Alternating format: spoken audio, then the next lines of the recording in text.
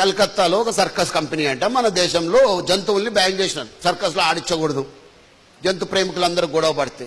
So ఆ company వాళ్ళు ఏం చేసిందంటే 10 పులుల్ని తీసుకుపోయి అడవుల్లో వదిలేసిండట. వారం రోజుల తర్వాత ఆ 10 పులుల్లో 7 పులుల్ని అడవి కుక్కలు వేటాడి చంపిస్తాయంట. విన్నారా గమ్మత్తు? పులుల్ని ఎవరు వేటాడినారు? అడవి కుక్కలు. పులులు అంత ఈజీగా ఎట్లా చచ్చిపోయినా చెప్పండి? Because they belong to circus. వాళ్ళ పెంపకం సర్కస్లో జరిగింది. వాడికి రెడీమేడ్ ఫుడ్ తినడం అలవాటు అయిపోయింది. వేట అన్న న్యాచురల్ స్వభావాన్ని ఆ పులులు మర్చిపోయినాయి. అవి పసిగట్టిన అడవి కుక్కలు వీక్ అయినా సరే అవన్నీ కలిసి కట్టుగా దాని మీద దాడి చేసి చంపేయడం జరిగింది.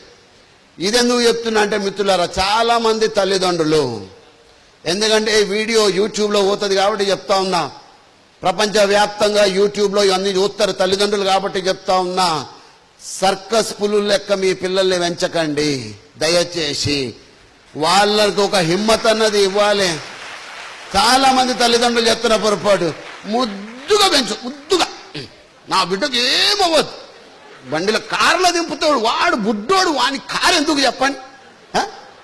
ఒక స్కూల్లో ఎల్కేజీ పోవడానికి అడ్మిషన్ కోసం వెళ్తే ఎంతరయ్యా ఫీజు అంటే 1,00,000 ఎందుకు రయ్యా?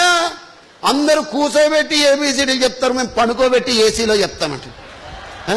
వానికి పండుకోబెట్టి చదువు చెప్తే చదువు అంటుతుందా? అరే అబ్దుల్ కలాం గారు ఎట్లా పోయినారు స్కూల్కి? పెద్దోళ్ళు ఎట్లా పోయినారు స్కూల్కి?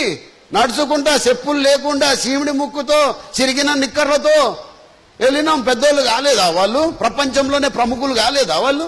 వీరికి చిన్నప్పటి నుంచి సుకుమారంగా పెంచితే పెద్దగా అయితే వానికి చిన్న కష్టం వస్తే వాడేం బతుకుతాడని? ఆ జీవితాన్ని బతకలేడు. అరే స్ట్రాంగ్గా తయారు చేయాలి. చాలా మంది మొన్న పేపర్లో చదివిన, వానికి 3 నెలలంట పుట్టి పాన్ అట, pan card at the age of 3 months.